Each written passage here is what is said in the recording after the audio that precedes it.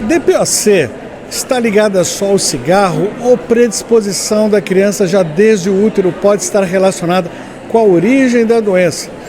Então, ao meu lado, colega e amigo pneumologista Dr. Eduardo Cansado, professor da Faculdade de Ciências Médicas da Santa Casa de São Paulo, que assistiu algumas sessões sobre o DPOC hoje aqui no Congresso RS. Obrigado, Eduardo, por parar conversar aqui com o pessoal do Pneu Imagem. É verdade que DPOC intraútero já existe? Mauro, é um prazer muito grande estar com você e os amigos aí que assistem o Pneumoimagem. Essa importante prestação de serviço para os colegas que não tiveram a oportunidade de estar aqui no Congresso Europeu de Pneumologia em Viena. Realmente eu assisti algumas sessões muito interessantes, mas o que me chamou muito a atenção foi uma apresentação da Diane Stolz, que é uma brasileira que já está fora do Brasil há quase 20 anos. Hoje ela é a chefe na Universidade de Freiburg, na Alemanha. E, na verdade, ela chamou muita atenção para a heterogeneidade e complexidade de pacientes portadores de DPOC. A gente chama pacientes com DPOC, mas, na verdade, existem perfis, fenótipos de pacientes muito diferentes. E, sem dúvida alguma, a grande maioria dos pacientes portadores de DPOC, e a causa mais estudada é o tabagismo, a fisiopatologia mais estudada é o tabagismo.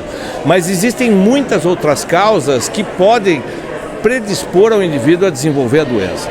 A primeira delas é genética, sem dúvida alguma. Existem vários genes já identificados, não só com a deficiência da produção de alfa-1 antitripsina, mas outros genes identificados que fazem com que esse indivíduo, que é exposto a vários eventos na vida, tenha uma maior predisposição de desenvolver. A outra coisa é que eventos dentro da barriga da mãe, ou talvez dentro da barriga da própria avó, acabam predispondo aquela criança a desenvolver DPOC. Então, alterações epigenéticas, por exemplo, se a avó foi fumante, mesmo que a mãe não tenha fumado, o ócito da mãe foi exposto ao cigarro e pode ter alterações epigenéticas que vão passar para a criança. Então, essa predisposição transgeracional para a segunda e terceira gerações ocorre nessa criança que pode desenvolver a doença. Outras causas importantes de DPOC são o menor crescimento e desenvolvimento pulmonar. Então, crianças que tiveram asma mal controlada na infância, crianças que tiveram infecção de repetição na infância, têm uma predisposição maior. Isso chama atenção, então, para que a gente fique atento para o diagnóstico mais precoce de pacientes portadores de DPOC, porque, infelizmente, existe um subdiagnóstico muito grande e, consequentemente, um subtratamento. Como é que o colega que está nos vendo ali, que não seja pneumologista, ele pode suspeitar precocemente da DPOC?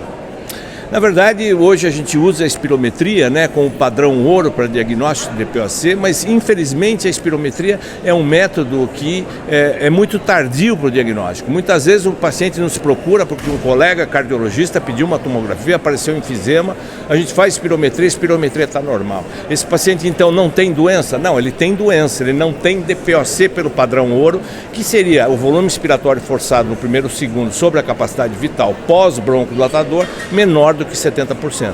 Então, alguns outros exames que são mais sofisticados e menos acessíveis, como, por exemplo, a tomografia de alta resolução, ela pode ajudar em índice e expiração, mostrando, por exemplo, o aprisionamento aéreo, mostrando o próprio enfisema pulmonar.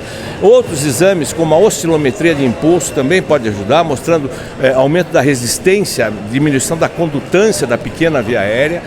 Nós podemos fazer pleximografia para mostrar um aumento do volume residual, uma hiperinsuflação já nos pacientes ainda com VF1 normal. Então é possível diagnosticar e atualmente alguns questionários estão sendo utilizados em países principalmente onde é difícil acesso à espirometria, como o Brasil. A gente tem uma fila muito grande, a gente tem pouco espirômetro. Então, se o paciente tem fator de risco, a gente deve sempre suspeitar e tentar identificar a doença o mais precoce possível.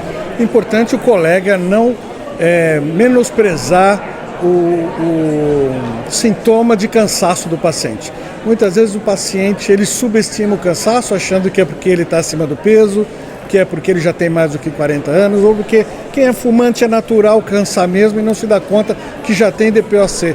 E quando é feito o diagnóstico já está em fase mais avançada. Então, fique atento valorize a queixa do paciente e sempre que possível realize a espirometria para fazer esse diagnóstico precoce. Correto, Cansado? Perfeito, Mauro. Lembrar que a doença começa na periferia do pulmão, na pequena via aérea, e nós só vamos encontrar realmente alteração na espirometria na doença mais avançada.